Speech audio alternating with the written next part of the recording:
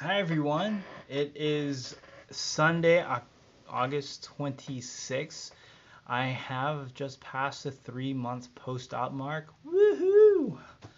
Um,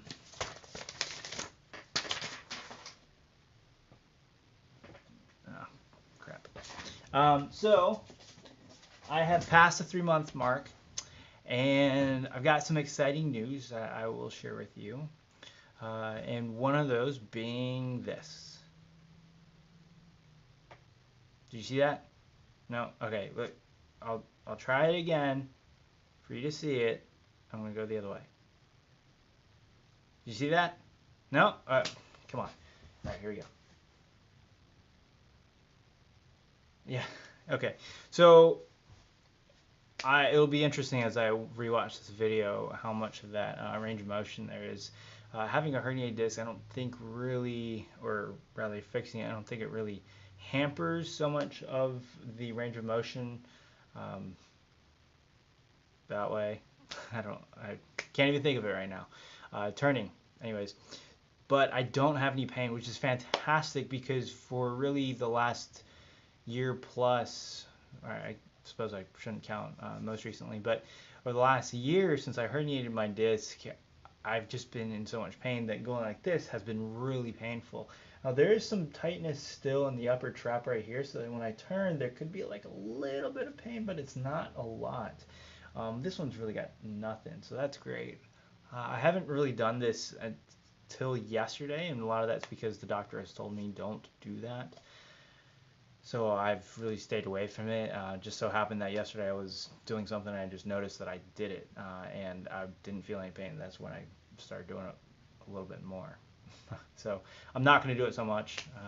Dr. Brown, if you're watching this, I'm not really doing it.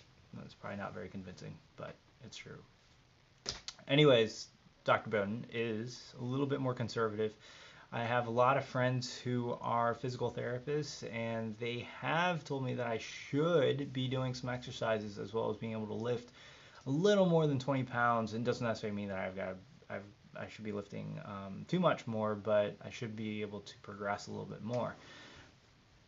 For whatever reason, I've been told not to do that. Now I can start exercising. I'll get into that in a little bit, but for the most part, I'm feeling pretty good in terms of very little pain right now. I have some tightness, as you know, I have been telling all of you all for a long time, but it's not like a lot of tightness, and I feel like it's kind of dissipating. And a lot of that's because I have been on not only exercise, well, doing walks, but I am stretching and foam rolling very often right now during the week.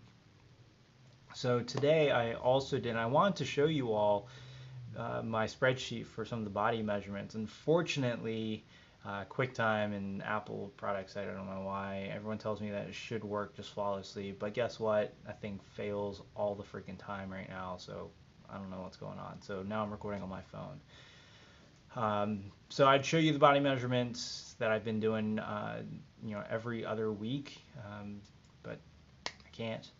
I can see it right there on my on my computer behind the phone here, and I can tell you that over the last 3 months I have steadily declined in my weight. At one point, or rather just before surgery, I was at 164, and today when I weighed myself, I'm at 185 and a half. So it's been steadily going down over time. Everything from my left upper leg, which was at 22 and a half inches around, like circumference wise, pre-surgery is now down to 21 and a half. So I've lost an inch there. I've lost about an inch as well off my right upper leg. Actually, it could be a little bit more, about an inch and a half or so. And then everything from my waist. My waist at one point took like a little bit of a dip before coming back up, just like my weight, and a lot of that's because that was around the time when I had surgery, and like the following, really the couple weeks when I was locked up mostly at home and I didn't do too much and I didn't have the appetite to eat. But my waist has, in some ways, been mostly similar. It's kind of gone up just a hair. So when I'm seeing right now is that I have lost quite a bit of muscle mass. I mean, my chest, for example, has lost 2.5 inches. Very little cuppage back over up here. So that has been unfortunate. Definitely don't look as great as I thought I once did in shirts. Um, that's what it is. However, as my weight has mostly declined, but a lot of muscle mass. Matter of fact, I have a little relative chart, which again you can't see. You're gonna see me a little bit close up right here. So I've been tracking also, based on that benchmark of, pre-surgery to whatever it is that I am right now. I have lost on average about, let's see if I average this out. Lost an average of 4 to 6%. Actually, in some cases, a little bit more. So yeah, I've lost a good bit, about 4 to 6% across the board. Actually, some of these 8%. So about 4 to 8% across the board in muscle mass, as in terms of not by weight, but I mean weight's been but instead just based on circumferences and point to point like shoulders and the like. Most of those are circumferences, so I've lost a good bit. So unfortunate, and I'm very interested to see as I continue going down, not only for the next couple months, but beyond that 6 month mark, which hopefully the doctor says, Daryl, you're cleared to run, you're cleared to work out a little bit more aggressively. I'm not going to jump right into heavy sets or anything, but I am really interested in how that goes. I have not looked into how to do kind of like the flip book, so I have, like I said before, I have been taking weekly pictures in front of the camera here, and just taking pictures of that progress as well every week, and I haven't been able to stitch those together yet to show you all, but I'd imagine that it is doing a pretty good job of capturing how much that I've been changing over time. So there's that. Other things, again, I'm not feeling as much pain. I am back in the gym, not doing too much. Matter of fact, the only thing that I really do is walk. Well, that's the first really half, if not first third of my time in the gym. So I'll go up to the treadmill, and for the over time, I've kind of created a bit of a progression schedule, so that over the 6 months really that I'm looking at, but I'm also looking a little bit beyond that 6 month mark when I do have that post-op, to figure out how do I progress, right? Because the problem is that for the most part, I believe that I'm perfectly fine to lift the quote maximum of 20 pounds as the doctor has told me. However, once I jump to that, I mean that's it. That's my limit. And if I jump to that too soon, then I'm going to go absolutely crazy, because I will be right there, and for the next 3 months I'd be unable to really progress. So I've created a bit of progression, and I have also tried to maintain or stay away from any lifting or any exercises like that, any resistance, just so that my neck has a full 90 days to recover. So I have passed that. The last month or so, I have been more getting back to my religion of going to the gym and going at least 3 times a week is what I'm doing now. So I used to go 4 times a week, and then soccer and yoga and everything else. So altogether, a lot of sessions during the week. But now I'm just doing the 3 sessions during the week. Usually, that's not true because I also go hiking on Stone Mountain on Saturday mornings. But anyways, in the gym, I'm doing the treadmill.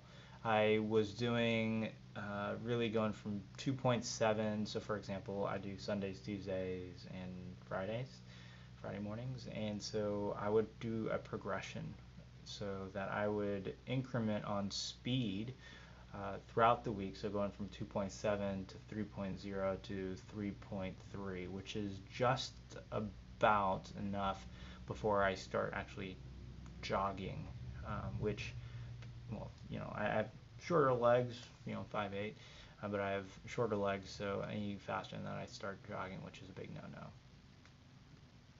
So I've been incrementing on speed, staying within that same range. I went from 0 incline for a little bit, and all this really for 15 minutes, and then plus cool down time. But I've been doing that 0 incline. Then after a couple weeks or so, I progressed to 6.0 incline. I don't really know what that means in terms of actual degrees. Maybe it's the degrees, like 6 degrees incline on the treadmill. Whatever. And then after that, I did 11, and last week and this week I am doing 15 on the incline. So to last week I did 15 incline, 2.7, 3, 3.3. Today I just went back to the 15, and then I did 3.3, and we'll see over the next, or on Tuesday and Friday, if I stick to 3.3 or if I can ramp up a little bit of that pace without getting into jog mode. So we'll see how that one goes. And as an FYI, so I want to bring up also on the computer back here what my plan is, what my workout plan is for the next couple, or the next, well, so this is another funny thing. For whatever reason, when I was scheduling with the clinic my 6-month appointment, they actually put me at October 25th or something, which is actually, based on my May 23rd, if you can get where I'm getting at, like that's only May to October, that's actually 5 months. So I've been really debating about, do I tell them and do I then move my appointment to 6 months back? The way that I see it is, heck, I would love to know earlier. I would actually like to have a 3-month appointment and then a 6 to just make sure that everything's going all right. So yeah, and given that I'm pretty sure because of his conservative style that Dr. Bowden is also telling me that, hey, go with 6 months. That's probably the 6 months that everyone else gets. And I'm not necessarily saying that I should be any special to go a little bit faster, but I'm special and I should go a little faster. So that's what I'm also kind of dealing with. It's more of an internal thing, if I should or should not. I think I'm going to stick to it, to 5 months. So anyways, the next 2 months, this is what I got. This week will be walking 15 incline, and I'm going to keep going with maybe 3.3, or maybe I can maybe squeeze out another couple tenths of a mile per hour. So see if I can do that. And then for the next 4 weeks, actually that's not true. Actually, for the next several weeks, leading up to really the 5-month appointment, or the post-op appointment, I'm just going to call it post-op, is using the stair stepper. So since I can't jog or anything, and I don't want to stay on the treadmill any longer than I have to, I'm moving over to the stair stepper, trying to just challenge myself in a different way. So once I do that, that'll be next week, going with the stair stepper. And what I've also put up on my little spreadsheet here is then I'm going to start doing some body weight for my lower body exercises. So that's going to be things like lunges. It's going to be things like squats, just pure body weight for the first week. Nothing upper body. So upper body really isn't going to happen until my 16 weeks out of surgery. So next week, and then my progression plan, really, especially for my lower body, is going to be doing body weight, then body weight with stability ball, body weight with dumbbells, and then body weight with dumbbells and stability balls. And then progressing into the machine. The machine, because For the most part, I can have that closed system, but also make sure that I am only using my lower body and I don't have to pick up any barbells that weigh too much or anything like that. I can just, use the stacks and the like to really challenge myself. So the Dr. Bowden has told me that I can work out my lower body just as long as I'm not straining my neck. So that's what I'm going to go with.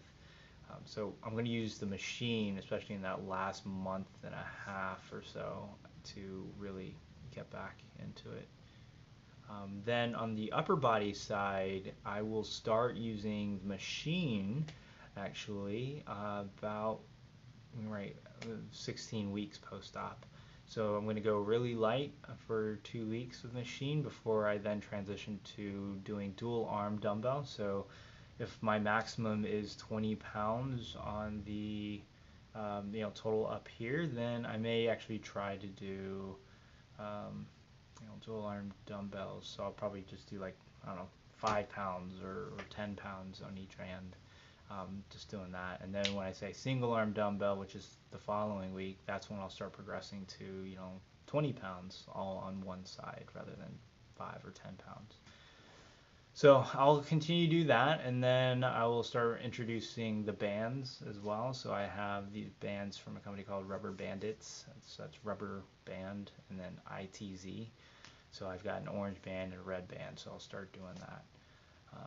And then after the appointment, if things go well, then that's when I'll start try to incorporate things like jogging and actually doing squats and lunges with just the Olympic bar, and then doing bench and assisted pull-ups, right? So the bench will be using just the bar, so just 45 pounds, and then I'm going to continue to progress from there. I haven't created the rest of that progression plan, that program, but this is the rough guide that I have been following and that I will continue to follow as I get back into some sort of shape. What I don't want to do is just not only stop working out or not go to the gym as often or anything, is all of a sudden fall into the trap that I am not, getting up at the right time. And once I, hopefully get back to the point where I can go to the gym, then it's hard for me to get up, or I'm out of like the whole uh, sleeping rhythm and time when I go to bed, all that kind of stuff. So anyways, that is really the plan. A lot of good progress, I think, over the last month, especially, or really the last 6 weeks since the 6-week appointment. It's really, I got really jazzed up about being able to, turn left and right without having pain. And especially the introduction of foam rolls and stretching, coupled with some of the walking and the like. It's been helpful in loosening up a lot of my not only my joints, but also the muscles and, let's face it, my mind. So appreciate you guys tuning in, and this was definitely a really long one. I appreciate all your thoughts and any questions that you have, and we'll continue to see how this goes. So take care.